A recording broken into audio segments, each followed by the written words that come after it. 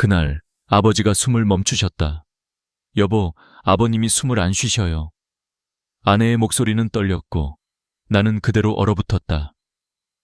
수천 번의 응급 상황을 지켜봤던 내가 그 순간엔 아무 말도 아무 행동도 할 수 없었다. 익숙한 심전도 소리도 차가운 병실 공기도 없었다. 집안은 너무 조용했고 아버지의 마지막 숨은 너무 평화로웠다. 하지만 그 평화 속에서 나는 세상의 모든 소리를 잃은 듯한 공허함을 느꼈다. 의사로서의 나보다 아들로서의 내가 먼저 무너졌다. 아버지는 며칠 전 이렇게 말씀하셨다. 경원 소동 없이 조용히 집에서 가고 싶구나. 나는 그 말이 그렇게 빨리 현실이 될 줄 몰랐다. 심장이 멎은 아버지의 손을 잡으며 나는 스스로에게 물었다. 지금 나는 아들인가, 의사인가? 그리고 그 어떤 교과서에도 응급 매뉴얼에도 없는 현실이 내 앞에 있었다. 나는 떨리는 손으로 119에 전화를 걸었다. 저희 아버지가 숨을 쉬지 않으십니다. 그때 들려온 구급대원의 대답은 너무도 냉정했다. 선생님, 사망진단서는 저희가 발급할 수 없습니다. 병원으로 모셔야 합니다. 나는 순간 무너졌다. 30년 동안 응급실에서 근무하며 2만 명이 넘는 사람의 마지막을 봤던 내가 정작 내 아버지의 마지막에서는 한없이 무지한 사람처럼 서 있었다. 그날 밤 아버지는 안방에서 마치 잠든 듯 떠나셨다. 그런데 나는 왜 그토록 당황했을까? 병원에서라면 나는 냉정했다. 환자의 사망을 확인하고 서류를 작성하고 유가족에게 침착하게 설명했다. 하지만 집에서 가족으로서 마주한 죽음은 달랐다. 그 어떤 준비도 그 어떤 경험도 나를 지켜주지 못했다. 나는 지금 이 이야기를 단지 의사로서가 아니라 한 명의 아들로서 전하고 싶다. 우리가 사랑하는 사람의 마지막을 어떻게 맞이하느냐는 그 사람의 존엄을 어떻게 지켜줄 수 있느냐의 문제다. 그리고 나는 아버지를 떠나보내며 그 답을 너무 늦게 배웠다. 아버지의 눈은 마지막까지 따뜻했다. 하지만 나는 그 눈빛을 오래 바라보지 못했다. 머릿속에는 수천 가지 절차가 뒤엉켰다. 경찰에 신고해야 하나, 병원으로 옮겨야 하나, 아니면 그냥 기다려야 하나. 그 혼란 속에서 나는 너무나 단순한 진실을 깨달았다. 죽음은 감정이지만 준비는 기술이다. 우리가 죽음을 두려워하는 이유는 죽음 자체가 아니라 그 순간을 준비하지 않았기 때문이다. 그날 이후로 나는 응급실의 환자들을 대하는 태도가 달라졌다. 예전에는 생명을 구하는 데에만 집중했다면 이제는 남겨진 가족이 어떻게 그 이별을 받아들일 수 있을지를 먼저 생각하게 되었다. 어떤 가족은 울부짖고 어떤 가족은 침묵했다. 하지만 공통점이 하나 있었다. 준비된 사람은 눈물 속에서도 평온했고 준비하지 못한 사람은 후회 속에서 무너졌다. 아버지를 보내던 그날 새벽, 나는 처음으로 의사도 인간이다 라는 말을 실감했다. 아무리 전문적인 지식이 있어도 사랑하는 이를 잃는 순간에는 누구나 무력해진다. 그 무력함을 막아주는 건 단 하나, 바로 미리 알기와 준비였다. 이 영상을 보고 있는 당신에게 묻고 싶다. 만약 내일 당신의 가족이 집에서 마지막 순간을 맞이한다면 당신은 어떤 행동을 할 수 있을까? 누구에게 전화해야 하고 무엇을 먼저 해야 하는지 정확히 알고 있을까? 대부분의 사람들은 모른다. 그리고 바로 그 무지로 인해 평생 지워지지 않는 후회를 남긴다. 나는 이제 이 영상을 통해 그 후회를 막고 싶다. 아버지를 떠나보내며 배운 너무 늦게 깨달은 진실을 여러분께 전하고 싶다. 오늘부터 나는 죽음에 대해 이야기할 것이다. 하지만 그것은 슬픔의 이야기가 아니라 사랑의 이야기다. 준비한다는 것은 사랑한다는 뜻이다. 지금부터 나는 여러분과 함께 그 준비를 시작하려 한다. 아버지의 마지막 숨결이 내게 남긴 단 한마디의 교훈처럼 사랑하는 사람의 마지막을 두려워하지 말라. 대신 그 시간을 존중하라. 그날 나는 울면서도 웃었다. 아버지가 원하시던 대로 조용히 따뜻하게 떠나셨기 때문이다. 하지만 마음 한구석에는 여전히 후회가 남았다. 그때 조금만 더 알았더라면. 그 후회가 지금 이 영상을 만드는 이유다. 죽음은 우리 모두의 마지막 시험이다. 그러나 그 시험을 준비하는 것은 아직 살아있는 우리의 몫이다. 나는 이제부터 그 방법을 하나씩 알려드리려 한다. 의사도 몰랐던 진실이었다. 30년 동안 응급실에서 근무하면서 나는 수많은 죽음을 마주했다. 그중엔 평온한 작별도 있었고 혼란과 오열 속의 이별도 있었다. 그래서 나는 자신 있었다. 나는 누구보다 마지막 순간을 잘 알고 있다. 하지만 아버지를 떠나보내던 그날, 나는 그 자신감이 얼마나 얄팍한 것인지 깨달았다. 선생님, 사망진단서는 저희가 발급할 수 없습니다. 그 말은 한겨울의 찬 공기처럼 나를 강타했다. 평소 수십 번 들어온 절차였는데 막상 내일이 되자 하나도 기억나지 않았다. 머릿속은 하얘졌고 손은 떨렸다. 심지어 구급대원에게 그럼 어떻게 해야 하나요? 라고 물었다. 의사인 내가. 그날 이후 나는 묻기 시작했다. 왜 이렇게 많은 가족이 같은 실수를 반복할까? 왜 죽음을 마주하는 순간 우리는 항상 무방비일까? 그 답은 단순했다. 죽음은 알고 있어도 준비하지 않기 때문이다. 매달 내가 근무하는 병원 응급실에는 약 15가족이 가정 사망으로 오신다. 그중 90% 이상이 당황해서 첫 단추를 잘못 끼운다. 그 결과는 참혹하다. 평균 6시간 이상 지연되고 불필요한 비용만 180만 원가량 추가로 발생한다. 하지만 그것보다 더 고통스러운 건 그 시간 동안 가족들이 슬퍼할 틈조차 없이 절차와 혼란에 매몰된다는 것이다. 어떤 가족은 장례식장에 5군데 전화를 돌렸고 또 어떤 가족은 고인을 옮기느라 경찰 조사까지 받았다. 모두가 같은 이유였다. 몰라서. 나는 그 무지를 나무랄 수 없었다. 왜냐하면 나조차 몰랐기 때문이다. 그래서 나는 스스로에게 다짐했다. 이제부터는 의료인이 아니라 한 사람의 아들로서 또 남은 사람으로서 알려줘야 한다. 죽음을 준비한다는 건 죽음을 부르는 일이 아니다. 그건 단지 사랑하는 사람의 마지막을 존중하는 일이다. 많은 이들이 죽음을 이야기하는 걸 꺼린다. 불길하다고, 아직 이르다고, 혹은 너무 슬프다고 말한다. 하지만 준비하지 않는 것이야말로 진짜 불행이다. 나는 지금까지 수많은 환자를 보며 배웠다. 준비된 죽음은 조용하고 품이 있다. 그러나 준비되지 않은 죽음은 슬픔조차 혼란 속에 묻힌다. 내가 만난 한 가족의 이야기가 있다. 90이 넘은 아버지가 새벽에 조용히 돌아가셨다. 아들은 장례식장부터 찾기 시작했다. 혹시 오늘 바로 빈소 잡을 수 있나요? 하지만 돌아오는 대답은 모두 같았다. 사망진단서를 먼저 가져오셔야 합니다. 그때서야 119에 신고했지만 이미 2시간이 흘렀고 고인의 처는 서서히 식어갔다. 가족들은 아무 말도 할 수 없었다. 단지 죄책감만 남았다. 나는 이런 가족을 너무 많이 봐왔다. 그래서 오늘 나는 여러분에게 확실히 말하고 싶다. 죽음은 절차가 아니다. 마음의 준비다. 누군가의 마지막을 지킨다는 것은 단순히 서류를 처리하는 일이 아니라 그 사람의 평생을 마무리하는 일이다. 사실 이 이야기를 전하기까지 오랜 시간이 걸렸다. 내게도 상처였기 때문이다. 아버지의 마지막을 제대로 준비하지 못했다는 죄책감, 그날의 공허함이 여전히 내 마음 어딘가에 남아 있었다. 하지만 이제는 그 후회를 다른 누군가의 배움으로 바꾸고 싶다. 나는 아버지의 사진 앞에서 다짐했다. 이제는 다른 가족들이 나처럼 당황하지 않게 하겠습니다. 그래서 이 영상을 만든 것이다. 죽음의 순간은 갑자기 오지만 준비는 지금부터 할 수 있다. 그 준비가 바로 남겨질 사람들을 위한 사랑의 기술이다. 이제 다음 장면으로 넘어가자. 사람들이 집에서 가족을 떠나보낼 때 가장 많이 하는 3가지 실수. 그 실수는 너무 흔해서 심지어 나조차 과거에 그렇게 했다. 하지만 그 실수들은 모두 평생의 후회를 남긴다.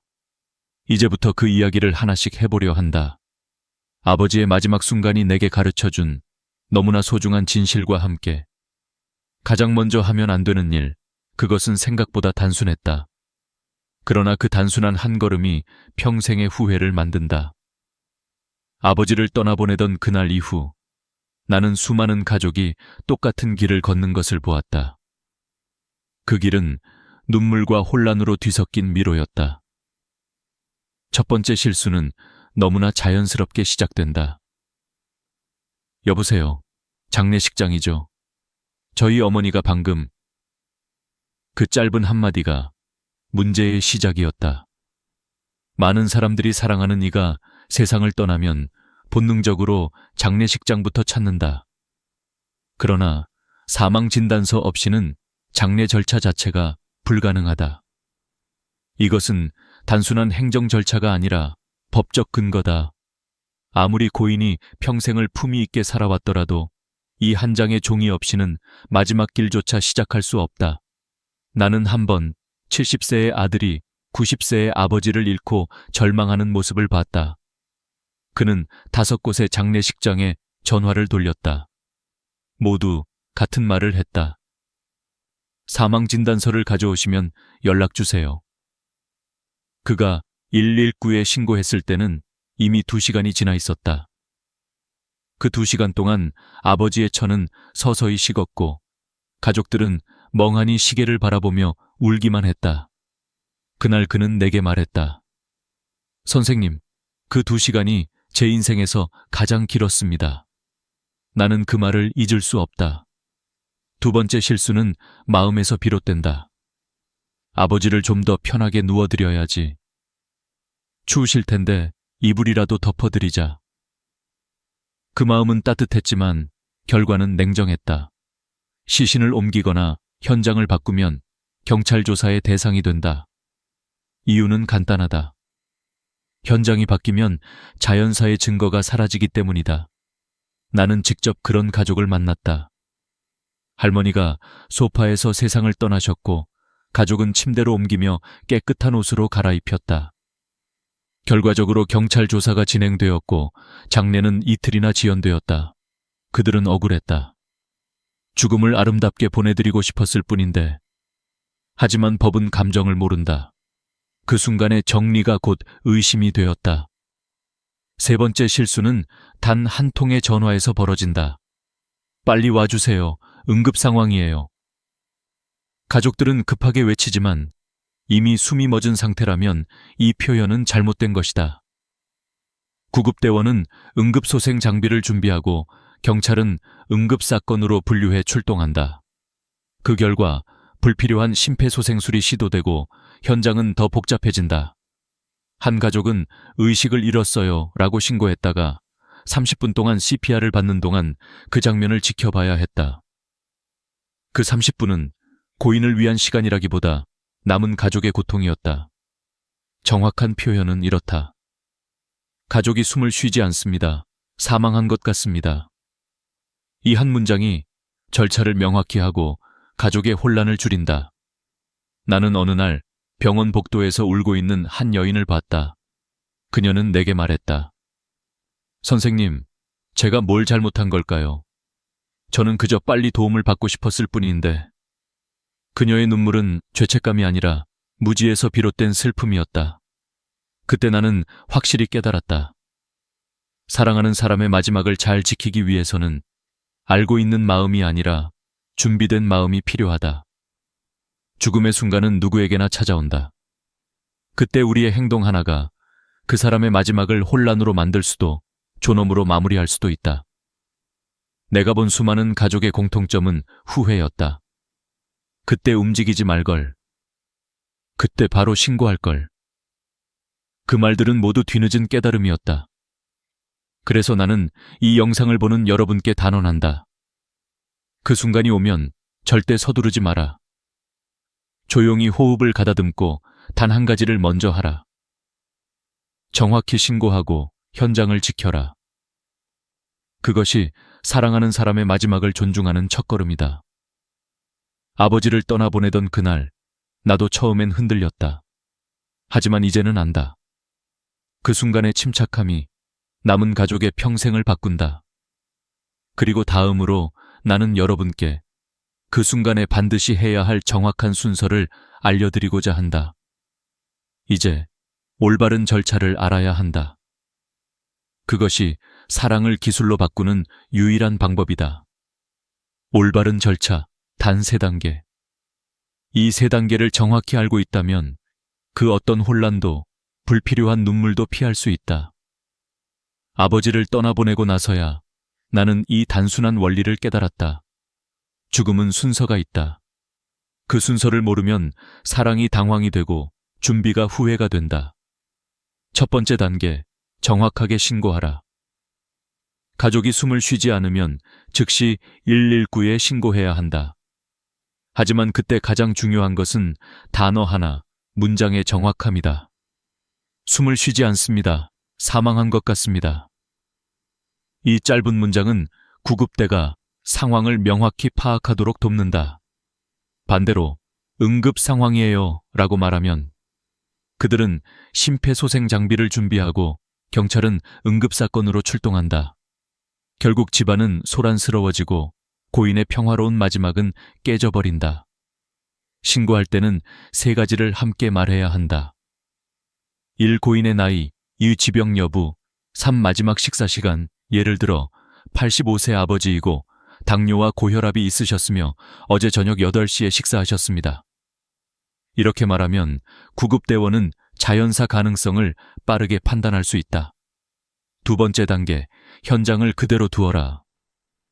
사랑하는 마음 때문에 손이 먼저 움직이지만 그 손이 때로는 절차를 늦춘다. 아버지를 조금 더 편하게 눕혀드리려는 그 마음, 차가운 손을 따뜻한 담요로 덮어드리려는 그 정성. 그러나 그 순간 현장이 바뀌면 모든 것이 복잡해진다. 경찰은 왜 시신을 옮기셨습니까? 라고 묻고 가족은 억울하게 눈물을 흘린다. 죽음을 아름답게 보내드리고 싶다는 마음이 의심으로 바뀌는 건 너무도 잔인한 일이다. 그래서 반드시 의료진의 확인 전까지는 현장을 유지해야 한다.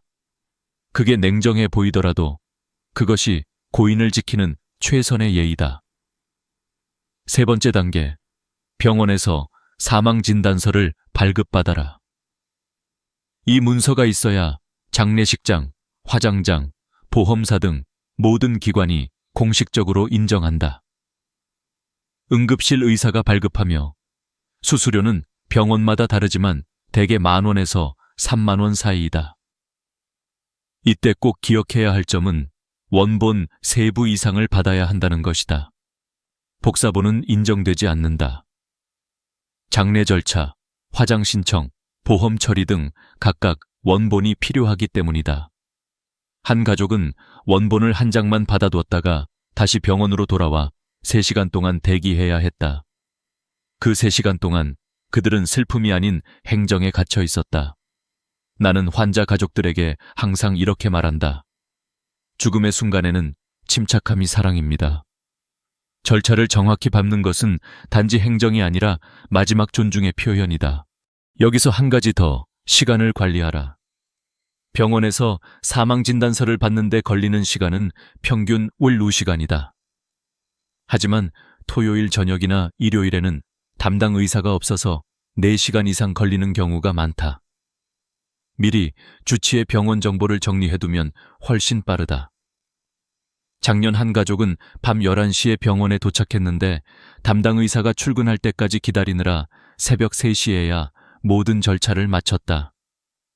그 4시간은 길었고 가족의 눈물은 말라버렸다. 절차가 끝나면 장례식장과 화장장 일정을 동시에 예약해야 한다. 서울 지역은 주말이면 대부분 만석이다. 화장은 평균 3, 4일 대기해야 한다. 그래서 준비된 가족은 3시간 만에 모든 것을 마치지만 준비하지 못한 가족은 8시간, 어떤 경우는 하루 종일 걸린다.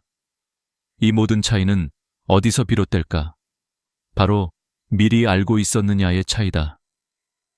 죽음을 두려워하는 사람과 준비하는 사람의 차이는 단 한 걸음이다. 그 한 걸음이 평생의 기억을 바꾼다. 아버지의 마지막 순간, 나는 그 한 걸음을 몰랐다. 하지만 이제 여러분께는 그 길을 정확히 알려드리고 싶다. 이제 다음 단계다. 그 준비가 실제로 어떻게 가족의 운명을 바꾸는지 두 가족의 이야기를 통해 보여드리겠다. 준비된 가족과 그렇지 않은 가족, 그 차이는 단지 정보의 차이가 아니라 마음의 준비의 차이였다. 나는 그 극명한 차이를 같은 주, 같은 응급실에서 2번 보았다. 월요일 오전 85세의 할아버지가 집에서 평화롭게 돌아가셨다. 둘째 아들이 침착한 목소리로 말했다. 1169 신고했습니다. 주치의는 세브란스 김 교수님이고 지난주에 진료받았습니다. 그의 손에는 한 장의 종이가 들려 있었다. 그 종이에는 병원 연락처, 장례식장, 화장장, 보험사, 그리고 필요한 서류 목록까지 정리되어 있었다. 모든 게 이미 준비되어 있었다. 사망 진단서는 2시간 만에 발급되었고 미리 예약해둔 장례식장을 즉시 이용할 수 있었다. 화장장 예약도 이미 완료되어 있었다. 보험사 연락도 순서대로 진행되었고 필요한 서류는 한 장도 빠짐없이 준비되어 있었다. 모든 절차가 끝나는데 걸린 시간은 단 3시간이었다. 나는 그 가족을 지켜보며 놀랐다. 그들의 얼굴에는 눈물이 있었지만 그 눈물 속에는 평온이 있었다. 그들은 슬퍼하면서도 정리되어 있었다. 손자가 마지막으로 고개를 숙이며 말했다. 할아버지께서 미리 다 준비해 주셔서 우리는 편하게 보내드릴 수 있었어요. 그 한마디에 나는 아버지의 마지막 날이 떠올랐다. 준비된 사랑은 울음보다 더 깊은 위로가 된다. 그리고 불과 하루 뒤 화요일 새벽 79세의 할머니가 집에서 돌아가셨다. 그 가족은 완전히 패닉 상태였다. 어떻게 해야 하죠? 병원은 어디로 가야 하나요? 누구도 대답할 수 없었다.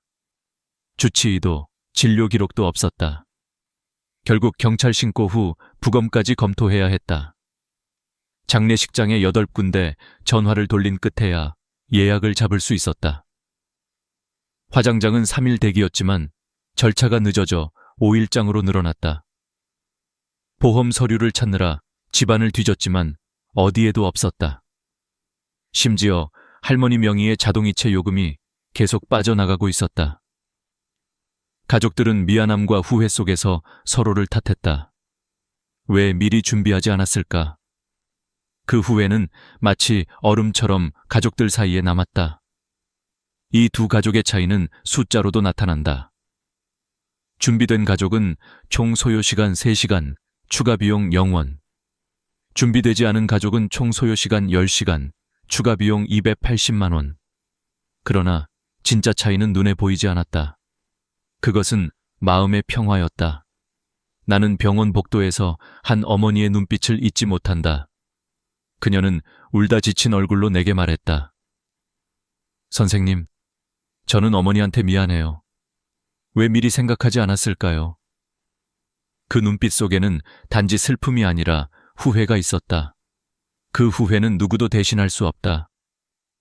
그래서 나는 이제 말하고 싶다. 죽음은 피할 수 없지만 후회는 피할 수 있다. 준비된 가족은 이별을 슬픔으로만 기억하지 않는다. 그들은 고인을 존엄하게 보냈다는 위로를 품는다. 그것이 준비의 힘이다. 나는 그날 두 가족을 보며 마음속으로 다짐했다. 나는 앞으로 이 이야기를 더 많은 사람에게 전할 것이다. 죽음을 이야기하는 것이 불길한 일이 아니다. 그것은 살아있는 이들이 사랑을 지키는 가장 현명한 방법이다. 이제 마지막으로 나는 그 준비의 본질을 이야기하려 한다. 그것은 단지 절차가 아니라 삶의 철학이다. 죽음을 준비한다는 건 죽음을 받아들이는 법을 배우는 일이다. 그리고 그 배움의 끝에는 언제나 한 문장이 남는다. 죽음은 감정이지만 준비는 기술이다. 이제 그 기술을 어떻게 익힐 수 있는지, 그리고 왜 그것이 사랑의 또 다른 이름인지를 이야기하겠다. 죽음은 감정이지만 준비는 기술이다. 이 문장은 내가 아버지를 떠나보내며 배운 인생의 결론이었다. 그리고 그 기술은 누구나 익힐 수 있다. 그것은 차가운 지식이 아니라 따뜻한 지혜였다. 죽음은 언제, 어디서나 찾아올 수 있다. 그러나 준비는 언제나 지금부터 시작할 수 있다. 나는 그날 이후 아버지의 사진 앞에 앉아 한 장의 종이를 꺼냈다. 그 종이는 단순했다. 체크리스트라는 제목 아래 5줄이 적혀 있었다. 그 5줄이 인생을 바꾼다. 첫 번째, 의료 연락처를 정리하라. 가장 최근 진료받은 병원, 담당 의사, 전화번호를 메모해 두는 것이다. 만약 정기적인 병원이 없다면 가까운 종합병원이라도 미리 적어 두어야 한다. 복용 중인 약 리스트도 함께 준비하라. 혈압약, 당뇨약 같은 약물은 사망 원인을 추정하는데 중요한 단서가 된다. 한 가족은 10년 전 수술받은 병원만 알고 있어서 사망 진단서 발급에 어려움을 겪었다. 결국 부검을 통해서야 진단서를 받을 수 있었다. 단 한 줄의 정보가 하루의 시간을 바꾸고 가족의 마음을 지켜준다. 두 번째, 장례 희망사항을 미리 정하라. 장례식장 2곳의 주소와 전화번호, 화장 또는 매장 여부, 종교적 절차를 명시해 두라. 요즘은 화장을 선호하지만 예약이 어렵다. 서울 추모공원은 평상시에도 사흘 명절 전후에는 일주일까지 기다려야 한다. 장기 기증이나 연명치료 중단 의사도 가족과 미리 나누어야 한다. 한 어르신은 내 장기로 다른 사람을 살릴 수 있다면 기꺼이 하겠다고 했지만 가족이 몰라서 기증 기회를 놓쳤다. 이런 대화는 불편하지만 가장 따뜻한 사랑의 형태다. 세 번째, 필수 서류의 위치를 정리하라. 가족관계 증명서, 주민등록등본, 보험증권, 통장, 인감도장, 이 모든 것이 어디에 있는지 종이에 적어두라. 특히 보험 서류는 중요하다. 어떤 보험에 가입했는지 모르면 보험금을 청구하지 못한다. 어떤 가족은 어머니가 돌아가신 후 서랍을 정리하다가 20년 된 보험증권을 발견했고 그 덕분에 3천만 원을 받을 수 있었다. 그 돈은 장례비가 아니라 마지막으로 고인이 남긴 마음의 선물이었다. 네 번째, 자동이체 내역을 공유하라. 전기, 수도, 가스, 통신비, 카드 대금 같은 고정비용은 사망 후에도 계속 빠져나간다. 스마트폰 캡처로 가족단체 채팅방에 공유하면 된다. 한 가족은 아버지가 돌아가신 후 석 달 뒤에야 인터넷 요금이 계속 빠져나가고 있다는 걸 알았다. 연체료까지 합쳐서 10만 원이 넘었다. 그 작은 관리 하나가 남은 가족의 부담을 덜어준다. 다섯 번째, 비상 연락망을 만들어라. 친척, 친구, 종교단체, 이웃, 간병인 연락처를 정리하라. 요양시설에 계신 경우 담당 간병인에게 가족 연락망을 반드시 알려두어야 한다. 한 간병인은 이렇게 말했다. 할머니가 돌아가셨는데 가족 연락처를 몰라 1시간 동안 울기만 했어요. 죽음의 순간은 예고 없이 오지만 연락은 준비로 대신할 수 있다. 이 5가지를 종이 한 장에 정리해두면 가족은 당황하지 않는다. 컴퓨터 파일로만 저장하지 마라. 급한 상황에서는 컴퓨터를 켤 시간조차 없다. 출력해서 서류함에 넣고 가족 모두에게 그 위치를 알려줘야 한다. 그 한 장의 종이가 평생의 위로가 된다. 그리고 마지막으로 기억해야 할 것이 있다. 임종 직후 15분, 그 시간을 황금 시간이라고 부른다. 그때는 어떤 전화도 어떤 서류도 필요 없다. 그저 손을 잡고 이름을 불러드려라. 고생하셨습니다. 사랑합니다. 그 말 한마디가 고인의 마음을 따뜻하게 감싼다. 의학적으로도 심장이 멈춘 직후 뇌의 반응은 잠시 남아있다. 그 말은 닿는다. 그 시간이 지나고 나면 비로소 절차가 시작된다. 나는 수많은 가족을 지켜봤다. 그 짧은 15분 동안 마지막 인사를 나눈 사람들은 애도의 기간이 평균 3달 단축되었다. 그만큼 마음의 회복이 빨랐다. 죽음을 준비하는 기술은 단지 절차가 아니라 사랑을 전하는 법이다. 그리고 나는 오늘 여러분에게 부탁드리고 싶다. 오늘 밤 가족들과 단 5분만이라도 이런 이야기를 나누어라. 처음에는 어색할 것이다. 하지만 그 대화가 언젠가 여러분의 인생에서 가장 고마운 기억이 될 것이다. 죽음을 두려워하지 마라. 두려운 것은 준비하지 않음이다. 준비된 죽음은 평화롭고 준비된 가족은 강하다. 죽음은 끝이 아니라 완성입니다. 어느 어르신이 내게 하신 말이다. 이제 나는 그 말을 믿는다. 우리의 삶이 사랑으로 완성되듯 죽음 또한 준비로 완성된다. 당신이 사랑하는 사람을 위해 오늘 그 한 장의 종이를 써보라. 그것이 인생의 마지막을 존엄하게 만드는 시작이다. 혹시 여러분은 평생을 함께할 거라 믿었던 친구에게서 외면당한 적이 있습니까? 어릴 적부터 늘 곁을 지켜주던 친구. 젊은 날의 열정과 고민을 함께 나누던 벗이 어느 날 갑자기 연락조차 뜸해지고 만나도 예전 같지 않다는 걸 깨닫는 순간. 그 충격은 생각보다 크고 깊습니다. 우리는 흔히 가족보다도 친구가 더 마음을 알아준다고 믿습니다. 하지만 인생의 어느 시점에 도달하면 바로 그 믿음이 무너져 내리는 경험을 합니다. 그것이 바로 노년의 가장 큰 충격 중 하나입니다. 60대, 70대가 되면 삶의 무게는 더 이상 젊은 시절과 다릅니다. 이제는 새로운 꿈을 향해 달릴 힘도 부족하고 자녀들은 이미 독립했으며 직장이라는 공통의 무대에서도 물러납니다.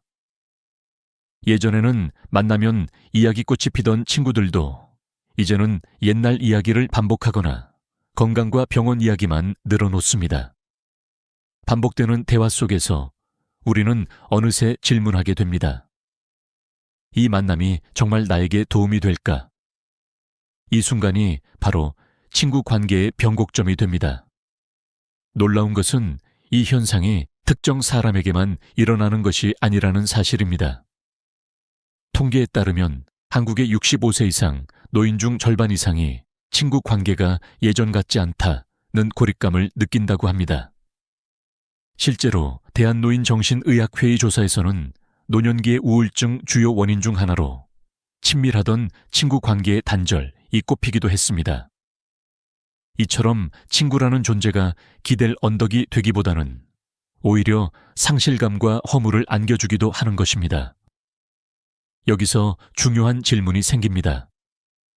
그렇다면 왜 인생 후반기에 들어서면 그토록 소중했던 친구 관계가 우리를 상처 입히고 때로는 불필요하게 느껴지는 걸까요? 우리는 평생 함께할 줄 알았던 그 인연이 왜 이렇게 쉽게 끊어지는지, 왜 그 자리가 갑자기 공허로 변하는지 설명할 수 있을까요? 제가 만난 한 70대 어르신은 이렇게 말씀하셨습니다. 40년 지기 친구와 매주 화투를 쳤는데 내가 암 진단을 받고 나니 그가 더 이상 연락을 하지 않더군. 처음엔 바쁜 줄 알았지만 시간이 지나니 두려워서 피한다는 걸 깨달았지. 그분의 눈빛에는 배신감보다는 허무함이 가득했습니다. 이처럼 나이가 들수록 친구 관계에서 느끼는 감정은 단순한 서운함을 넘어 인생 자체를 흔드는 큰 공백이 되기도 합니다. 이 이야기를 듣고 나면 우리 마음속에 묘한 두려움이 생깁니다. 혹시 나도 언젠가 저런 순간을 맞이하게 되지 않을까? 바로 이 두려움이 오늘 우리가 함께 나눌 이야기의 출발점입니다. 노년의 삶에서 친구라는 존재는 왜 때로는 축복이지만 또 때로는 독이 되는가? 우리는 이 문제를 외면할 수 없습니다. 왜냐하면 지금 이 순간에도 우리의 삶은 조금씩 그 방향으로 흘러가고 있기 때문입니다. 하지만 여기서 잠시 숨을 고르고 다시 생각해 봅시다. 정말 친구가 쓸모 없어지는 걸까요? 아니면 우리가 친구 관계에서 기대하는 방식이 달라져야 하는 걸까요? 우리가 젊을 때는 함께 웃고 떠드는 것만으로 충분했습니다. 하지만 노년에는 그 이상의 무언가가 필요합니다. 단순한 즐거움이 아니라 삶의 의미, 평온, 그리고 자기 자신과의 화해 말입니다. 이 새로운 단계에 들어섰음을 인정하지 못하면 계속해서 과거의 그림자에 매달리며 스스로를 고통스럽게 만들 뿐입니다. 그래서 저는 오늘 이 영상을 통해 여러분과 함께 조금은 불편할 수 있는 진실을 이야기하려 합니다. 왜 늙어서는 친구가 필요 없는가라는 주제는 단순히 비관적인 결론을 말하기 위한 것이 아닙니다. 오히려 그 반대입니다. 이 진실을 마주해야만 우리는 더 자유롭고 더 평화로운 노년을 살아갈 수 있습니다. 친구라는 허상에 매달리는 대신 스스로를 돌보고 자기 안에 평온을 찾는 삶. 그것이야말로 진정한 행복의 시작일지도 모릅니다. 이제 앞으로의 6부분에서 저는 여러분께 충격적인 현실과 때로는 가슴 아픈 경험담을 그리고 전문가들의 통계와 분석을 보여드리겠습니다. 때로는 마음이 불편할 수도 있습니다. 그러나 끝까지 함께 하신다면 분명 새로운 깨달음을 얻으실 수 있을 겁니다. 이제 이야기는 본격적으로 시작됩니다. 여러분은 혹시 이런 생각을 해본 적 있습니까? 우유나 빵에는 유통기한이 있는데 인간관계에도 유효기간이 있다는 사실 말입니다. 처음 들으면 생소하게 들릴지 모릅니다. 하지만 가만히 떠올려 보십시오. 학창시절 밤새워 수다 떨던 단짝 친구와 지금도 매일 연락하십니까? 직장에서 매일 점심을 함께 먹던 동료와 지금도 자주 만나십니까? 아마 대부분은 자연스럽게 멀어졌을 것입니다. 이것이 바로 관계의 유효기간입니다. 젊었을 때는 누구나 친구가 필요합니다. 20대에는 꿈과 열정을 공유할 동지가 있었고 30대에는 육아와 직장 스트레스를 함께 털어놓을 친구가 필요했습니다. 40대에는 중년의 위기를 이해해주는 친구가 있었고 50대에는 부모님의 병간호와 자녀의 독립 이야기를 함께 나눌 친구가 소중했습니다. 하지만 60대가 넘어가면 어떨까요? 더 이상 공유할 주제가 없습니다. 이제는 자녀들도 제 갈 길을 가고 직장도 떠났으며 남은 건 건강 이야기와 과거의 추억뿐입니다. 제가 상담했던 한 할아버지가 이런 말을 했습니다. 친구들이랑 만나면 30년 전 이야기만 반복해. 새로운 화제거리가 없으니 늘 과거만 곱씹어. 같은 얘기를 10번도 넘게 들었지. 이 말이 바로 관계의 유효기간이 끝났음을 보여줍니다.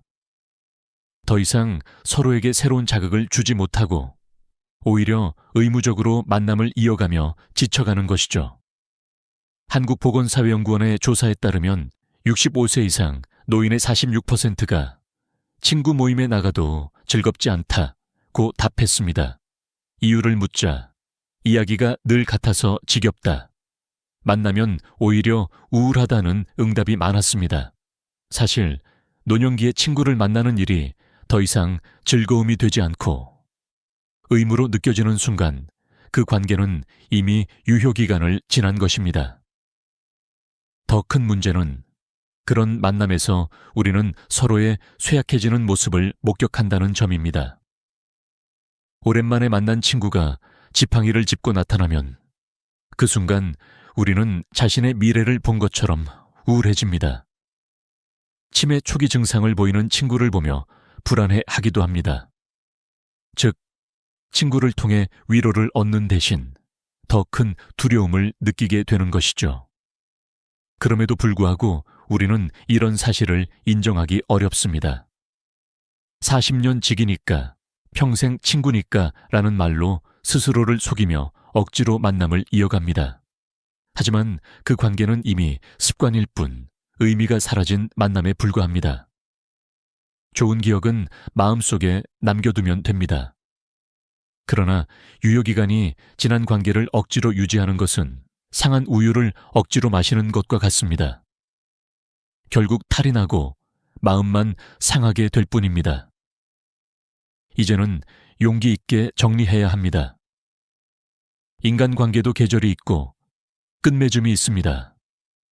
그 시기를 인정하고 놓아주는 것이 지혜입니다. 그러면 오히려 새로운 삶의 가능성이 열립니다. 늦은 나이에 새로운 취미를 배우고 새로운 사람들을 만나며 무엇보다 자기 자신과 더 깊이 만나는 시간을 가질 수 있습니다. 그런데 많은 이들이 과거의 낡은 관계에 매달리느라 이런 기회를 놓쳐버립니다. 실제로 일본의 한 연구에 따르면 70대 이상 노인 중 새로운 친구를 사귀고 싶다는 응답자는 절반이 넘었습니다.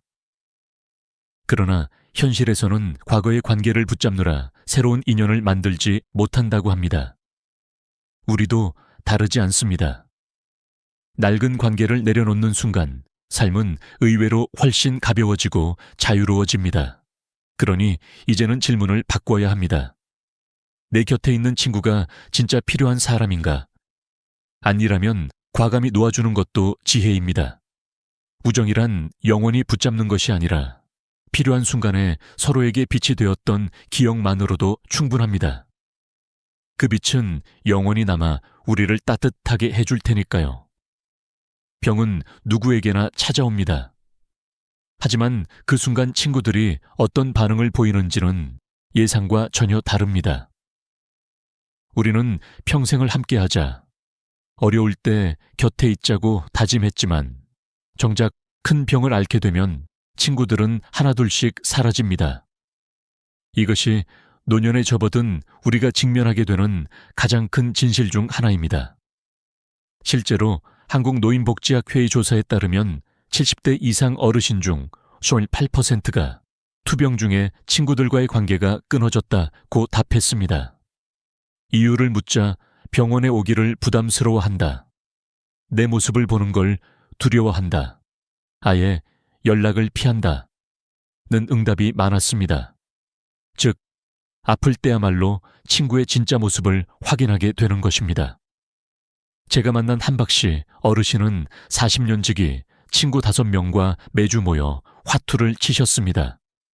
서로를 가족처럼 여겼고 죽을 때까지 함께하자는 약속까지 했습니다. 그러나 박 어르신이 췌장암 진단을 받자 상황은 돌변했습니다.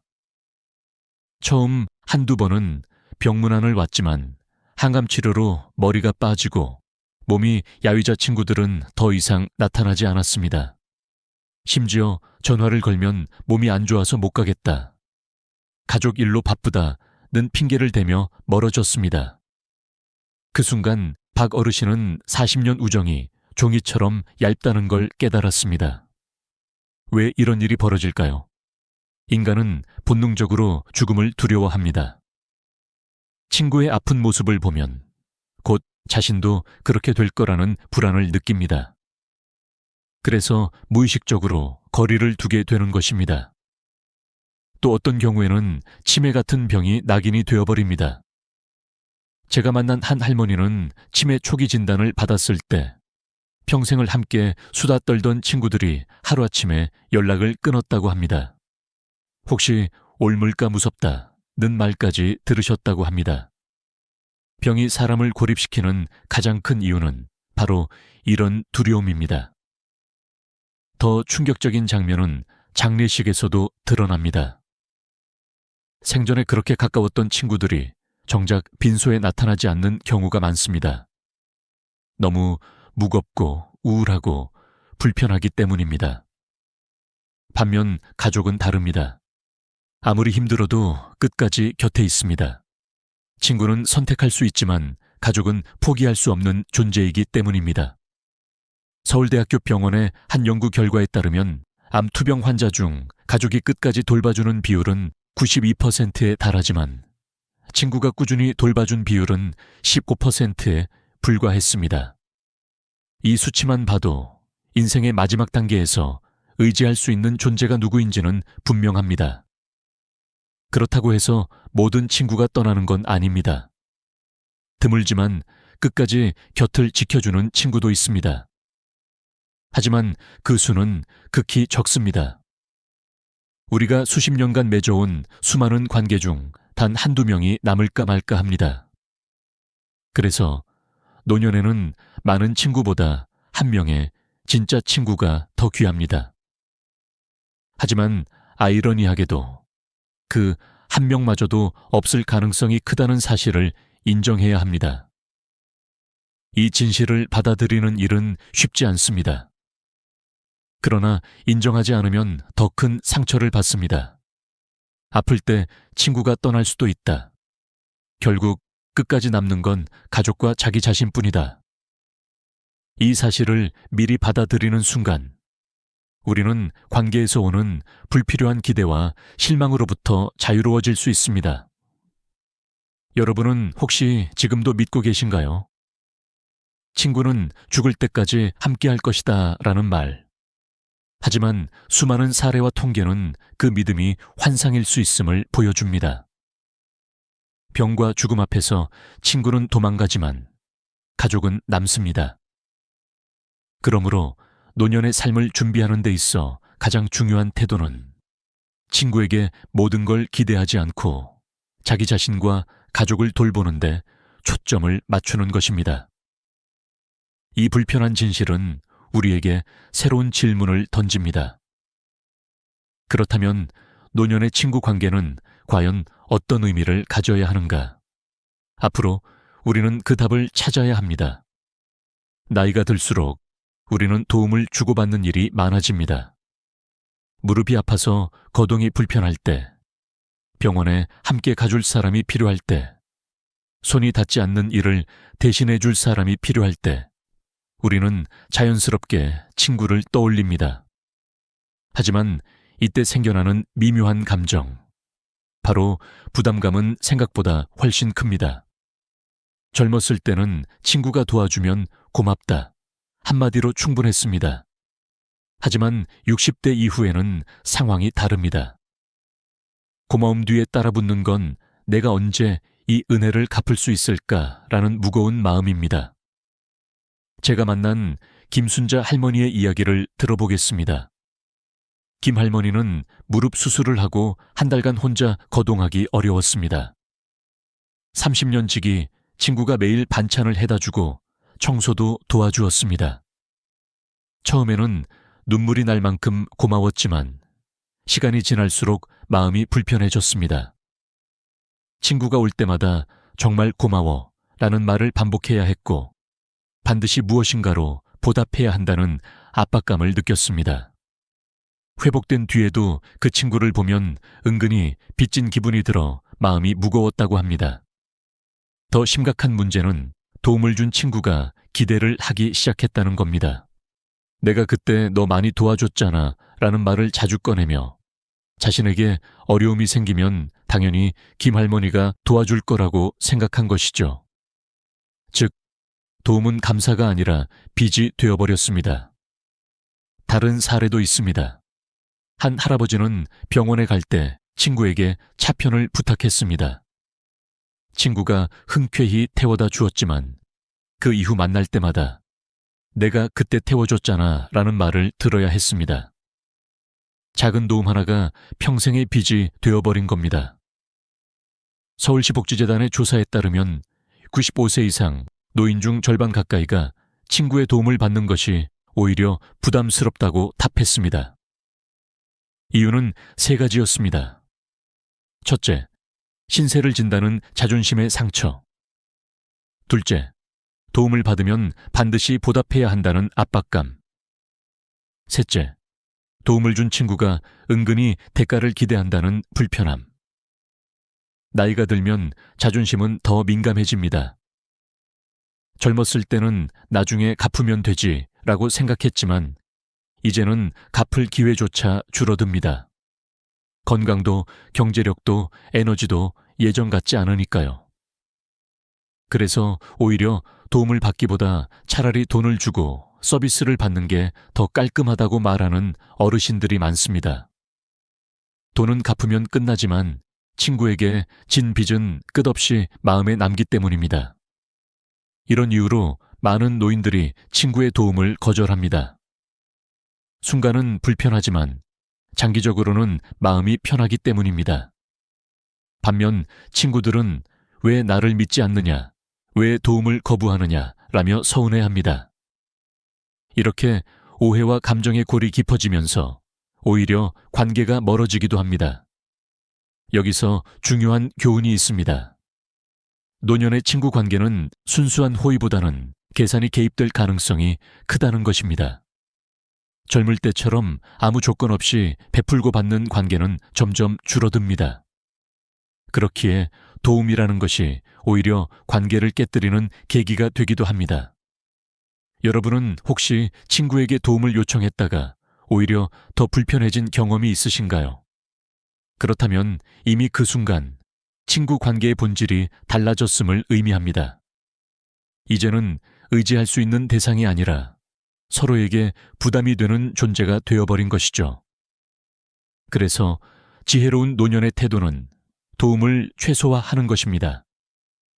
가능한 한 스스로 해결하고 꼭 필요하다면 가족이나 공식적인 서비스에 의존하는 것이 더 낫습니다. 친구와의 관계는 즐거움과 정서적 교류에만 집중하는 것이 가장 건강합니다. 도움을 받기 시작하면 그 관계는 어느새 무게를 견디지 못하고 무너질 수 있기 때문입니다. 이 진실을 인정하면 오히려 마음이 한결 가벼워집니다. 친구에게 신세지지 않아야 한다. 는 생각은 차가운 것이 아니라 오히려 서로의 관계를 지켜주는 따뜻한 선택일지도 모릅니다. 여러분, 수십 년을 함께한 친구가 단 하루 만에 원수가 되어버린 순간을 본 적이 있습니까? 믿기 힘들겠지만 노년에 가장 자주 깨지는 관계의 이유는 바로 돈입니다.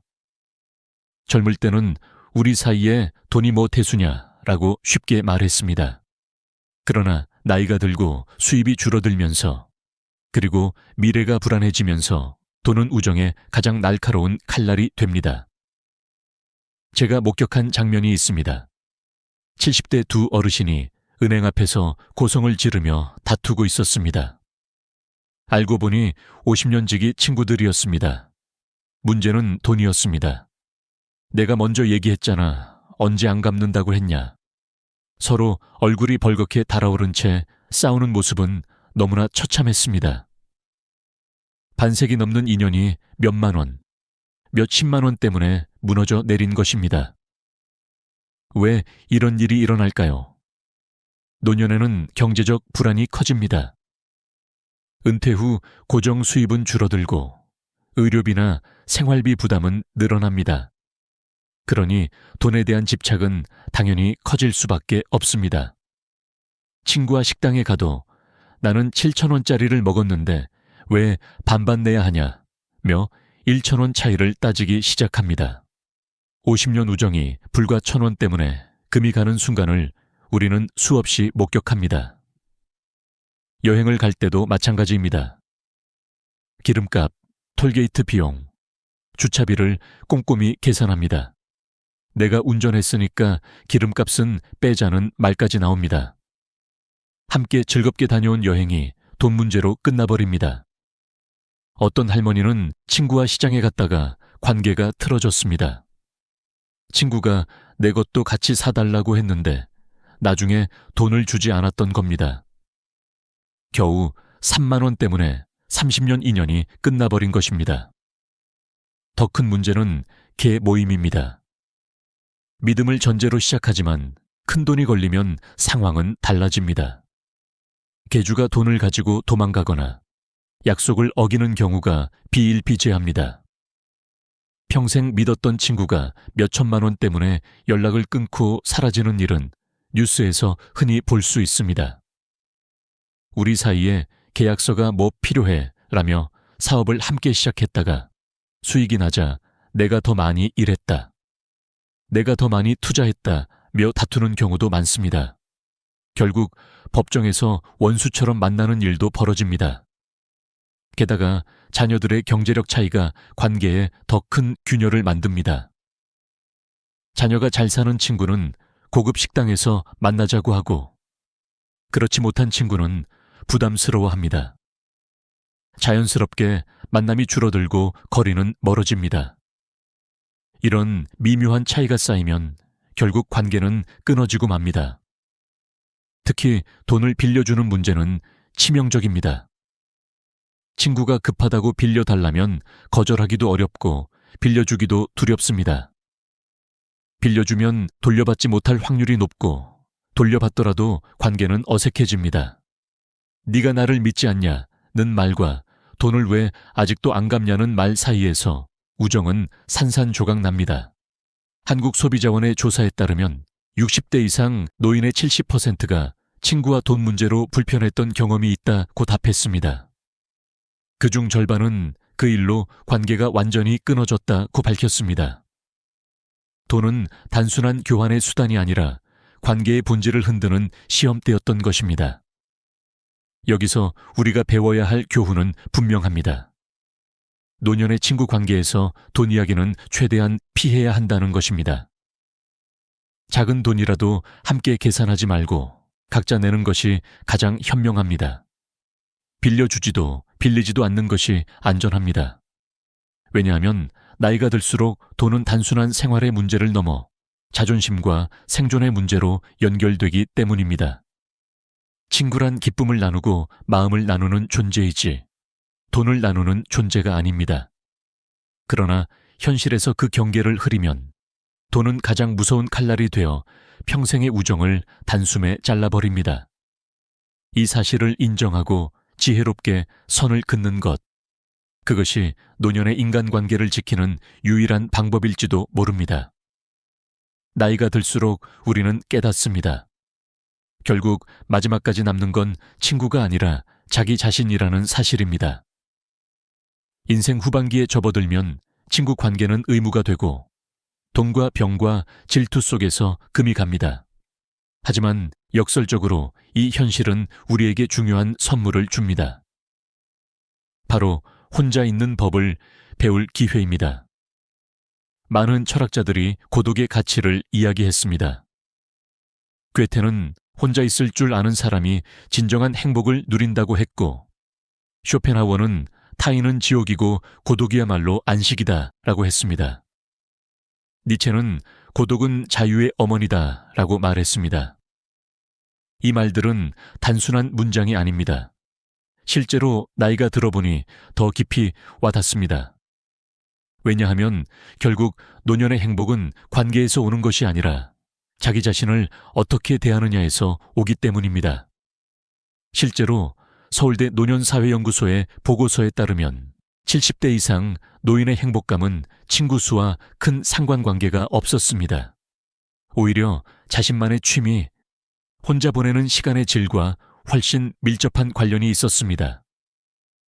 바둑, 글쓰기, 걷기, 음악 감상 같은 혼자 즐길 수 있는 활동을 꾸준히 하는 노인일수록 우울증 비율이 절반 가까이 낮았습니다. 이 데이터는 우리에게 분명한 메시지를 줍니다. 행복은 타인이 아니라 자기 자신과의 관계에서 비롯된다는 것입니다. 그렇다고 해서 친구를 완전히 끊으라는 의미는 아닙니다. 중요한 건 어떤 친구와 어떤 방식으로 관계를 맺을 것인가입니다. 노년에는 수십 명의 친구가 필요하지 않습니다. 가끔 안부를 주고받는 몇 명, 마음이 편한 한두 명이면 충분합니다. 억지로 모임에 나가 웃는 척하며 앉아있을 필요도, 과거의 추억에 매달려 반복되는 이야기를 들어줄 필요도 없습니다. 진짜 소중한 건 억지 없는 관계와 혼자만의 평화로운 시간입니다. 여러분은 혹시 이런 경험이 있지 않습니까? 혼자 집에서 차 한 잔을 마시며 조용히 음악을 들을 때, 오히려 친구들과 시끄럽게 어울릴 때보다 더 큰 평온을 느끼는 순간 말입니다. 이것이 바로 노년의 행복이 향하는 방향입니다. 남들이 뭐라 하든 혼자만의 시간을 긍정적으로 받아들일 때 우리는 더 자유롭고 당당한 삶을 살 수 있습니다. 이제 우리는 질문을 바꿔야 합니다. 왜 친구가 나를 채워주지 못할까가 아니라 내가 나 자신을 어떻게 채울 수 있을까? 그 답은 자기 자신에게 집중하는 데 있습니다. 새로운 것을 배우고 새로운 취미를 시작하고 자기 몸과 마음을 돌보는 것입니다. 그리고 무엇보다 혼자 있는 시간을 두려워하지 않고 즐기는 것입니다. 한 어르신은 이런 말씀을 하셨습니다. 70이 넘어가니 친구가 아니라 거울이 내 벗이더군. 매일 아침 거울 속 내 얼굴을 보며 오늘도 살아있음에 감사하고 스스로와 대화하는 게 가장 큰 힘이 되었어. 이 말처럼 결국 우리를 지탱해 주는 건 자기 자신입니다. 이 영상의 마지막 메시지는 단순합니다. 더 이상 허상에 매달리지 마십시오. 친구라는 이름의 의무와 짐을 내려놓으십시오. 대신 자기 자신을 돌보고 혼자 있는 시간을 두려워하지 마십시오. 그것이야말로 노년의 진정한 자유와 행복의 시작입니다. 오늘 이야기가 마음에 와 닿으셨다면 구독과 좋아요를 눌러주시고 앞으로도 삶의 지혜와 경험을 나누는 영상을 함께 해주시기 바랍니다. 다음 영상에서 또 다른 이야기로 찾아뵙겠습니다. 감사합니다. 그날 밤 나는 한숨도 잘 수 없었습니다. 이 말은 65세 최만수 씨가 나에게 직접 했던 첫마디였다. 그는 국민연금을 신청하지 않아 2,160만 원을 놓쳤다. 믿기지 않겠지만 단지 몰랐다는 이유 하나로였다. 주변 사람들은 나중에 하면 되지 않나? 라고 쉽게 말하지만 국민연금은 그렇지 않다. 신청하지 않으면 아무리 자격이 있어도 한 푼도 못 받는다. 최만수 씨는 평생 공장에서 일하며 3자녀를 키웠다. 늦은 밤까지 기계 소리 속에서 손이 굳어져도 늘 노후에는 연금으로 살면 되겠지라며 버텼다고 한다. 그런데 정년 퇴직 후 63세가 되었을 때 아무 연락도 오지 않자 그는 아직 때가 아니겠지 하고 넘겼다. 그렇게 2년이 흘렀다. 어느 날 동네 친구가 국민연금을 받고 있다는 이야기를 들었다. 나도 받을 수 있나? 궁금해져서 국민연금공단에 전화를 걸었다. 상담원은 조심스레 말했다. 어르신, 이미 63세 때부터 받으실 수 있었는데요. 지금 신청하시면 2년치 금액은 소급이 안 됩니다. 순간 귀가 멍해졌다고 한다. 90만 원씩 24개월이면 2,160만 원. 평생 한 푼, 2푼 모아온 그에게는 어마어마한 금액이었다. 그날 밤 그는 이불 속에서 천장을 바라보며 자신을 탓했다. 왜 몰랐을까? 왜 확인해보지 않았을까? 그 후로 한동안 불면증에 시달렸다. 그가 한숨을 쉬며 내게 한 말이 잊히지 않는다. 젊었을 때보다 나이 들어서 더 억울하더군요. 이제 와서 누굴 탓하겠습니까? 이 이야기를 들으며 나는 생각했다. 우리 주변엔 최만수 씨가 얼마나 많을까? 나는 아직 65세 안 됐으니까 나중에 하지 뭐 라고 말하는 60대 초반의 분들, 집으로 안내문 오면 그때 하지라며 미루는 분들. 하지만 우편물이 안 오면요, 주소가 바뀌면요, 그 순간 당신의 2천만 원도 사라집니다. 실제로 국민연금은 자동 지급이 아닙니다. 반드시 신청해야 합니다. 생일 2-3달 전에 안내문이 발송되지만 주소 변경이나 전달 누락으로 못 받는 경우도 많습니다. 그러니 몰랐다는 말은 변명이 되지 않습니다. 이 방송을 듣고 계신다면 지금 이 순간이 바로 당신이 움직여야 할 때입니다. 63세가 되었거나 곧 되는 분들은 오늘 바로 확인하십시오. 전화 한 통이면 됩니다. 국민연금 콜센터 135 혹은 스마트폰 앱 내 곁에 국민연금. 공동인증서로 로그인하면 당신의 예상 수령객이 정확히 표시됩니다. 나는 방송을 하면서 수많은 사연을 들었다. 어떤 분은 병원비가 급해서 미리 연금을 받기로 했다가 감액을 당했고, 어떤 분은 신청 시기를 놓쳐 억울함에 눈물을 흘렸다. 하지만 공통점이 있다. 모두 몰라서 손해를 봤다는 것. 우리는 흔히 정부가 알아서 주겠지라고 생각한다. 그러나 현실은 그렇지 않다. 연금은 권리지만 스스로 청구해야만 받을 수 있다. 당신의 평생 땀이 묻은 돈이다. 국가가 챙겨주지 않는다. 당신이 챙겨야 한다. 최만수 씨는 지금도 그날을 잊지 못한다고 했다. 매달 25일 친구들이 연금이 입금되었다며 안도하는 모습을 볼 때마다 마음 한켠이 쓰리다고 했다. 그러나 그는 마지막에 이렇게 말했다. 그래도 이제라도 알았으니 다행이죠. 내가 겪은 일을 다른 사람들은 겪지 않았으면 좋겠습니다. 그의 이 한마디가 오늘 방송의 시작이 되었다. 당신의 통장에 2천만 원이 들어올 수도 아니면 사라질 수도 있습니다. 단지 신청서 한 장 차이입니다. 이제 다음 이야기를 들어보십시오. 과연 우리는 국민연금으로 얼마나 받을 수 있을까? 그 금액의 진실을 지금부터 말씀드리겠습니다. 내가 국민연금에 대해 본격적으로 관심을 가진 건 은퇴 후 3년이 지난 어느 날이었다. 친구 김영수 씨가 커피를 마시며 웃는 얼굴로 말했다. 나 이번 달부터 연금 받기 시작했어. 매달 135만 원이야. 처음엔 믿기지 않았다. 그거 회사에서 퇴직연금이야? 하고 물었더니 그는 고개를 저었다. 아니야, 국민연금. 32년 동안 꼬박꼬박 냈거든. 김영수 씨는 평범한 직장인이었다. 월 평균 소득은 320만 원. 가족을 위해 아침부터 밤까지 성실히 일한 사람이었다. 그의 아내도 25년 동안 일을 하며 국민연금을 냈다. 아내의 수령액은 월 88만 원. 두 사람의 연금을 합치면 매달 223만 원이었다. 그는 말했다. 우리 생활비가 한 달에 180만 원 정도인데 연금으로 충분히 커버돼. 나머지는 손주들 용돈 주고 가끔 외식도 하고 봄에는 제주도도 다녀왔지. 그의 말에는 안도와 자부심이 섞여 있었다. 이제 자식들에게 손 벌리지 않아도 돼. 그 웃음이 얼마나 따뜻하게 느껴졌는지 모른다. 하지만 모든 사람이 그렇게 여유로운 건 아니다. 2025년 기준으로 국민연금의 평균 수령액은 월 67만 원. 생각보다 적지 않은가? 그러나 평균은 함정이 있다. 가입 기간과 소득 수준에 따라 차이가 매우 크다. 예를 들어 월 평균 소득이 300만 원이었던 사람을 기준으로 계산하면 20년 가입자는 월 86만 원, 30년 가입자는 월 129만 원, 40년 가입자는 월 172만 원. 같은 돈을 내도 얼마나 오래 냈느냐에 따라 이렇게 달라진다.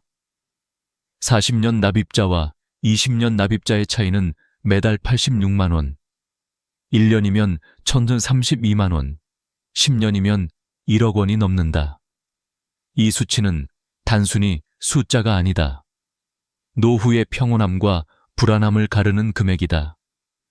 그래서 나는 그날 저녁 집에 돌아와 국민연금 앱을 설치했다. 내 곁에 국민연금. 로그인하자마자 내 예상 수령액이 화면에 떴다. 그 순간 손끝이 떨렸다. 이게 전부라고? 생각보다 금액이 적었다. 나처럼 중간에 이직과 공백이 많았던 사람들은 불리할 수밖에 없었다. 이때 깨달았다. 국민연금은 준비하는 사람만이 든든한 노후를 맞는다. 앱 사용이 어려운 분들은 공단 홈페이지나 맥 35번으로 전화해도 친절히 안내받을 수 있다. 상담원은 내게 지금부터라도 추가 납입을 고려해보세요 라고 조언했다. 그날 이후 나는 내 주변 사람들에게 늘 이렇게 말한다. 지금이라도 확인하세요. 당신이 받을 금액을 알아야 대비를 하지요. 실제로 예상 수령액을 조회하고 놀라는 분들이 많다. 어떤 분은 생각보다 많네 하며 안심하지만 또 어떤 분은 이걸로 어떻게 살아? 라며 걱정한다. 중요한 건 정확히 아는 것. 모르면 준비할 수 없고 준비하지 않으면 늦는다. 연금은 마법처럼 갑자기 늘어나지 않는다. 그건 젊을 때부터 쌓아온 신용과 노력의 결과다. 그래서 나는 이 영상을 통해 한 가지를 강조하고 싶다. 국민연금은 단순한 제도가 아니다. 그건 당신이 평생 일하며 쌓은 당신의 노동의 증거이자 노후의 생명줄이다. 이제 많은 분들이 궁금해하신다. 그럼 2026년부터 뭐가 바뀌는 거야? 좋은 질문이다. 18년 만에 찾아오는 국민연금 대개혁. 보험료는 조금 오르지만 대신 받는 돈도 크게 늘어난다. 그리고 일하면서 연금 받기도 쉬워진다.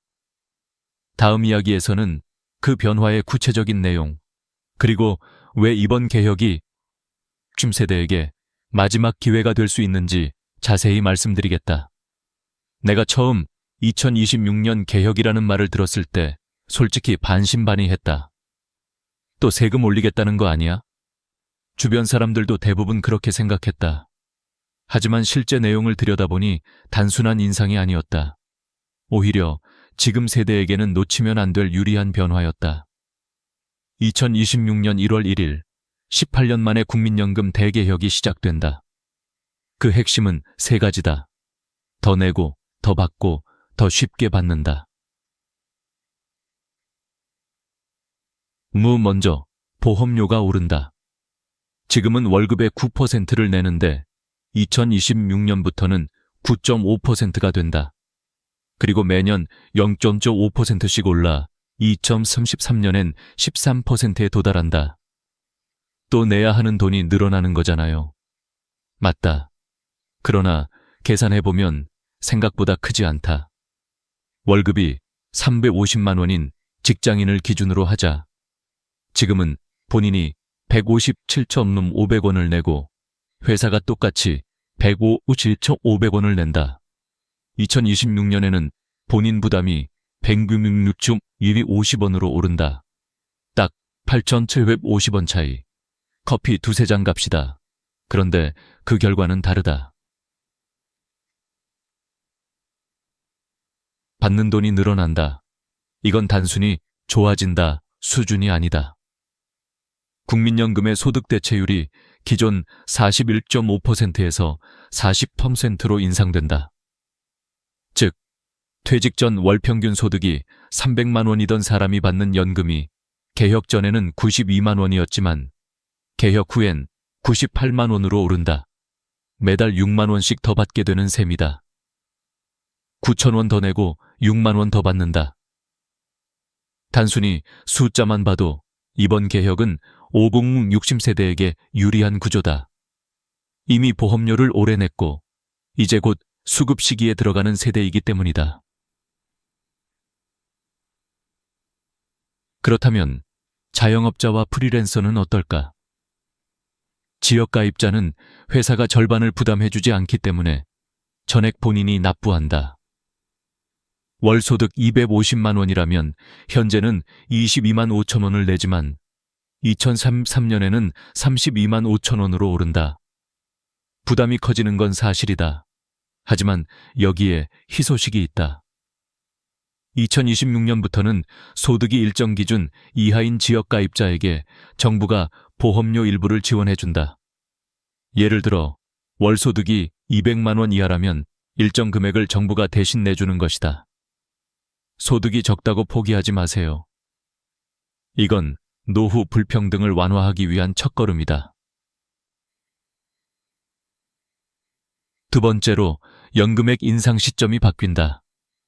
지금까지는 7월에 몰아서 인상했지만 2026년부터는 매년 1월부터 물가 상승률을 반영해 바로 올려준다. 올해 2025년도는 2.3% 인상되어 100만 원 받던 분은 102만 3천 원으로 늘었다. 이제는 7월을 기다릴 필요 없이 1월부터 매달 조금씩 인상된 금액을 받게 된다. 그리고 가장 중요한 변화는 출생 연도별 수급 나이 조정. 많은 분들이 헷갈리는 부분이다. 태어난 해에 따라 연금을 받는 나이가 다르다. 1952년생까지 60세부터 1953년생 61세부터 1957, 1960년생 62세부터 1961, 1964년생 63세부터 1965, 1968년생 64세부터 1969년 이후 65세부터 예를 들어 1962년생이고 생일이 6월 15일이라면 2025년 6월 15일에 63세가 된다. 그럼 언제부터 연금이 들어오냐고? 바로 다음 달 25일부터다. 이 날짜를 모르면 수백만 원을 놓칠 수 있다.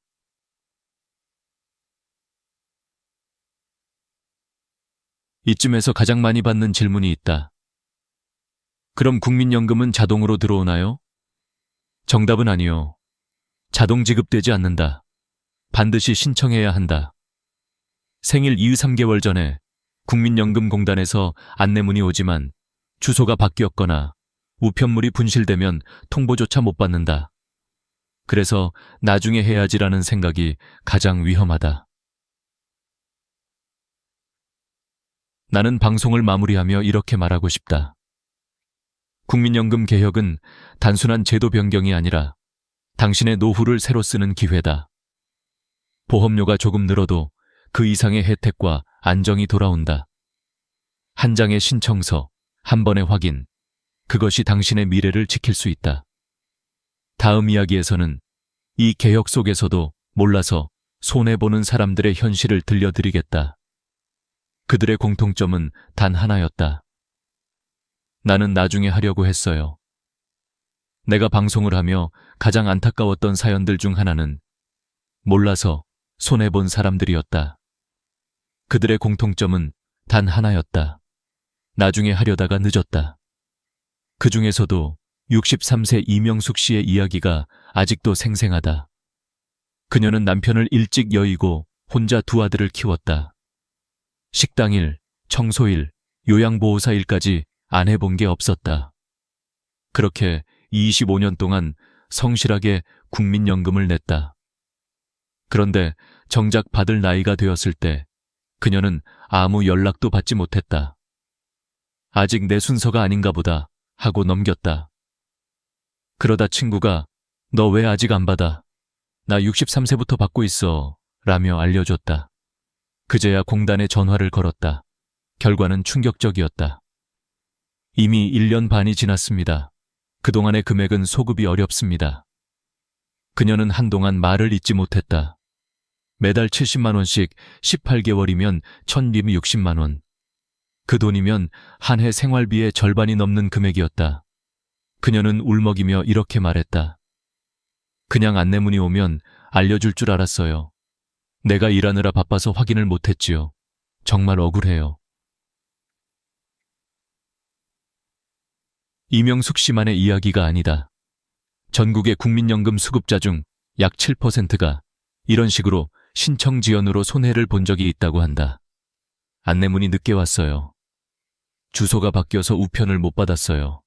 그냥 자동으로 들어올 줄 알았어요. 이 세 가지가 가장 흔한 이유다. 하지만 제도는 냉정하다. 국민연금은 신청주의 제도다. 신청하지 않으면 받을 자격이 있어도 지급되지 않는다. 심지어 일정 기간이 지나면 소급도 불가능하다. 최만수 씨가 2년 늦게 신청해 2,160만 원을 놓쳤던 것도 그 때문이다. 그뿐만이 아니다. 많은 분들이 잘 모르는 또 하나의 함정이 있다. 바로 조기 수령과 연기 수령. 이건 선택의 문제지만 잘못 선택하면 손해가 크다. 조기 수령은 최대 5년 일찍 받을 수 있지만 1년당 6%씩 감액된다. 예를 들어 원래 120만 원을 받을 분이 5년 일찍 받으면 30%가 깎여서 84만 원만 받게 된다. 물론 당장 생활비가 급하거나 건강이 좋지 않다면 조기 수령이 현명할 수도 있다. 하지만 많은 분들이 아무 계산 없이 빨리 받는 게 좋지라며 선택한다. 문제는 오래 살면 살수록 손해가 커진다는 것이다. 반대로 연기 수령을 하면 1년마다 7.2%씩 증가한다. 5년 늦게 받으면 무려 36%가 더 붙는다. 즉, 원래 90만 원을 받을 사람이 122만 원을 받게 되는 셈이다. 건강하고 여유가 있다면 이 선택이 훨씬 유리하다. 나도 방송에서 이런 사례를 소개할 때마다 늘 강조한다. 연금은 성급하게 결정할 일이 아닙니다. 당신의 건강 상태, 배우자, 연금 유무, 재정 상황을 종합적으로 따져봐야 한다. 한 번 선택하면 다시 되돌릴 수 없기 때문이다. 그리고 또 하나, 정말 많은 분들이 오해하는 부분이 있다. 나는 아직 65세가 안 됐으니까 기다려야지. 그건 잘못된 생각이다. 연금 수령 나이는 출생 연도에 따라 다르다. 1961년생부터는 63세, 1965년생은 64세, 1969년생 이후는 65세부터다. 즉, 당신이 63세인데 신청을 안 했다면 이미 받을 수 있는 시기를 놓친 것이다. 생일이 지나면 다음 달 25일부터 지급된다. 예를 들어 생일이 6월이면 7월 25일이 첫 입금일이다. 이 단순한 사실을 몰라 수천만 원을 놓친 사람이 너무 많다.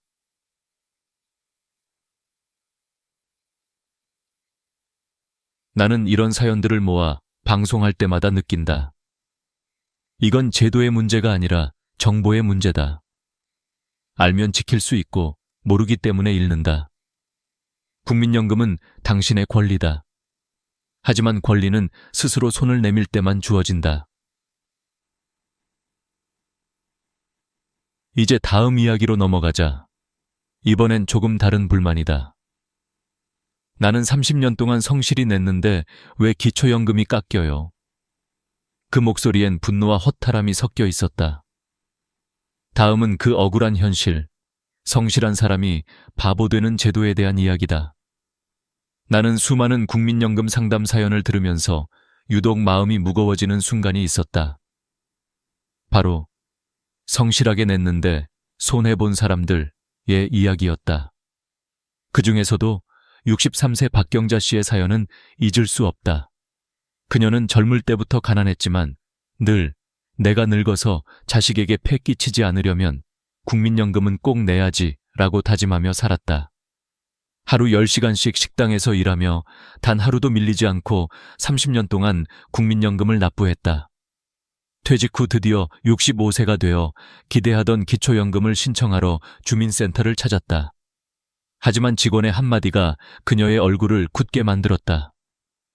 어르신, 국민연금을 많이 받으셔서 기초연금은 17만 원이 깎입니다. 그녀는 순간 귀를 의심했다. 아니, 30년 동안 한 푼도 안 밀리고 냈는데 왜 깎아요? 직원은 난감한 표정으로 답했다. 그게 연계 감액 제도 때문입니다. 국민연금을 많이 받으시면 기초연금은 일부 줄어듭니다. 그녀는 손에 쥐고 있던 서류를 바라보며 한참을 멍하니 있었다. 영안으로 따지면 이번 4만 원 손해. 옆집 친구는 국민연금을 한 푼도 내지 않았는데 매달 34만 원씩 기초연금을 꼬박꼬박 받는다. 그녀는 울분을 삼키며 이렇게 말했다. 열심히 낸 내가 바보가 된 기분이에요. 사실 박경자 씨 혼자만 그런 게 아니다. 2024년 기준으로 국민연금과 기초연금을 동시에 받는 사람은 약 343만 명. 그중 70만 4천 명이 기초연금 감액을 당하고 있다. 5명 중 1명꼴이다.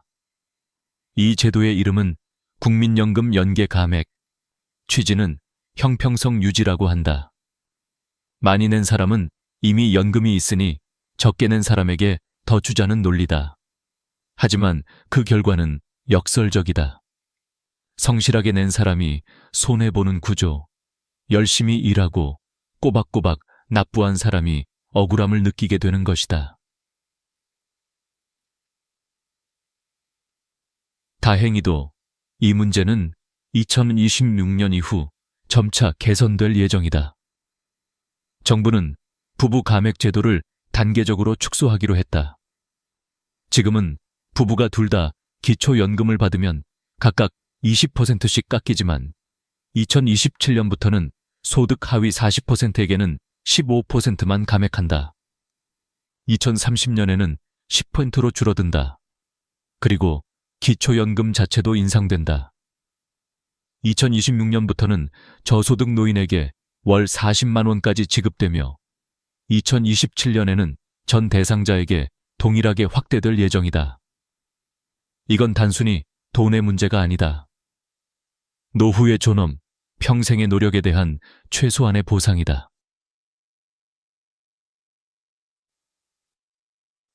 나는 한 방송 인터뷰에서 이렇게 말했다. 국민연금은 국가와 국민이 함께 쌓은 신뢰의 약속입니다. 그 약속이 성실한 사람에게 불공평하게 느껴진다면 그건 제도의 실패입니다. 박경자 씨도 이후 내게 연락을 주셨다.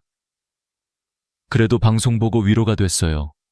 나만 억울한 게 아니라는 걸 알았어요. 그녀는 웃으며 덧붙였다. 다음 세대는 이런 일 겪지 않았으면 좋겠어요. 그 말을 들으며 나는 깊이 고개를 끄덕였다. 우리의 부모 세대는 나라가 가난하던 시절에도 희망 하나로 납부서를 들고 은행 창구에 섰다. 그 마음을 헛되이 해서는 안 된다. 다행히 정부는 성실 납부자 우대 제도와 보험료 지원 확대를 검토하고 있다. 출산 크레딧, 군복무 크레딧도 2026년부터 확대된다. 첫째 아이도 12개월, 둘째도 12개월, 셋째부터는 18개월씩 가입 기간으로 인정받을 수 있다. 그리고 군 복무자도 최대 12개월까지 혜택이 늘어난다. 이는 단순한 제도 개편이 아니라 노력한 사람에게 정당한 보상을 돌려주는 변화다. 나는 방송 마지막 부분에서 늘 이렇게 말한다. 당신이 낸 돈은 사라지지 않습니다. 그건 당신의 시간과 땀, 그리고 인생의 증거입니다. 그러니 부끄러워하지 말고 당당하게 받으세요. 이제 다음으로 넘어가 보자. 그렇다면 우리가 노후를 완전히 준비하기 위해 지금 당장 해야 할 일은 무엇일까? 이제 마지막 이야기다. 잊지 말아야 할 10가지 체크리스트. 이제 마지막으로 내가 당신께 꼭 드리고 싶은 말이 있다. 국민연금은 단순히 돈의 문제가 아니다. 그건 당신이 평생 흘린 땀의 결과이자 스스로 지켜야 할 권리다. 하지만 알고 챙기지 않으면 그 권리는 쉽게 사라진다. 그래서 오늘 나는 노후를 위해 꼭 해야 할 10가지 체크리스트를 정리했다. 첫째, 내 예상 수령액 지금 당장 확인하라. 내 곁에 국민연금 앱을 설치하거나 135번으로 전화하면 당신이 받을 금액이 정확히 나온다. 생각보다 많네. 혹은 이게 다야? 라고 느껴도 괜찮다. 중요한 건 지금부터 준비할 수 있다는 것. 둘째, 출생연도별 수령 시작 나이를 정확히 기억하라. 1967-64년생은 63세, 1969-68년생은 64세, 1969년 이후는 65세부터다. 달력에 표시해두고 생일이 지나면 그 다음 달 25일부터 연금이 들어온다. 셋째, 생일 몇 개월 전 안내 우편을 꼭 확인하라. 국민연금공단은 생일 2세 3개월 전에 안내문을 보낸다. 주소가 바뀌었거나 우편이 늦으면 놓칠 수 있다. 그래서 미리 확인하는 습관이 필요하다. 단 하루라도 늦으면 수백만 원이 사라질 수 있다. 넷째, 출산 크레딧과 군복무 크레딧을 반드시 체크하라. 2026년부터 첫째 자녀부터 인정된다. 첫째와 둘째는 12개월씩, 셋째부터는 18개월씩 추가된다. 군복무자는 최대 12개월까지 가입 기간이 늘어난다. 이건 내가 낸 돈이 늘어나는 것과 같은 효과다. 다섯째, 조기 수령과 연기 수령을 신중히 선택하라. 급할수록 천천히 생각해야 한다. 지금 6% 깎이는 조기 수령을 선택하면 10년 뒤엔 그 차이가 수천만 원이 된다.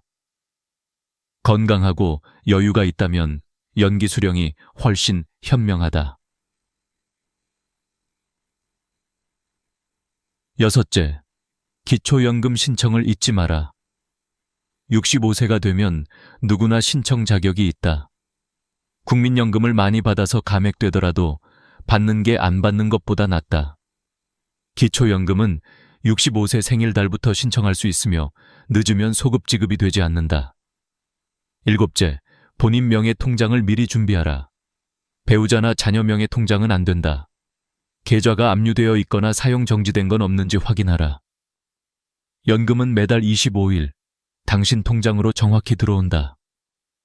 8째, 서류를 미리 챙겨라. 신분증, 통장 사본, 가족관계 증명서만 있으면 된다. 앱이나 홈페이지로도 간편하게 신청 가능하다.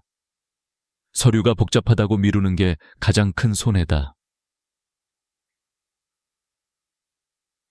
9째, 국민연금 외에 노후 준비를 하라. 개인연금, IRP, 주택연금 등 다양한 방법이 있다.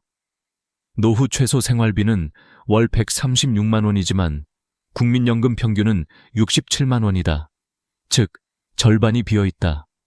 지금부터라도 현대 15%의 소득을 따로 모으라. 10째, 정기적으로 납부 내역을 확인하라. 가끔 납입 기록이 누락되는 경우가 있다. 공단 직원이 대신 챙겨주지 않는다. 당신 스스로 확인해야 한다. 이건 당신의 권리이자 책임이다. 나는 수많은 사람들을 만나면서 깨달았다. 연금은 복잡한 제도가 아니다. 모르면 손해, 알면 평생의 힘이 된다. 65세의 최만수 씨가 2,060만 원을 놓친 것도, 63세의 이명숙 씨가 60만 원을 잃은 것도 몰랐기 때문이었다.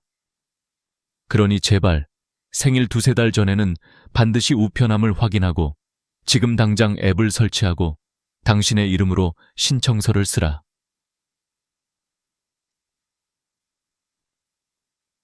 내가 방송을 마치며 늘 하는 말이 있다. 국민연금은 시혜가 아닙니다. 그건 당신이 평생 성실하게 살아온 증거입니다. 그러니 당당하게 받으세요. 그건 국가의 은혜가 아니라 당신이 쌓은 자격입니다. 오늘 영상이 당신의 마음에 작은 경각심이 되길 바랍니다. 그리고 당신의 부모님, 형제, 친구들에게도 꼭 전해주세요. 신청 안 하면 못 받습니다. 이 단순한 사실이 누군가의 2천만 원을 지켜줍니다. 다정한 노후가 당신의 행복한 내일을 응원합니다. 구독과 좋아요, 그리고 공유 한 번이 누군가의 인생을 바꿀 수 있습니다. 감사합니다.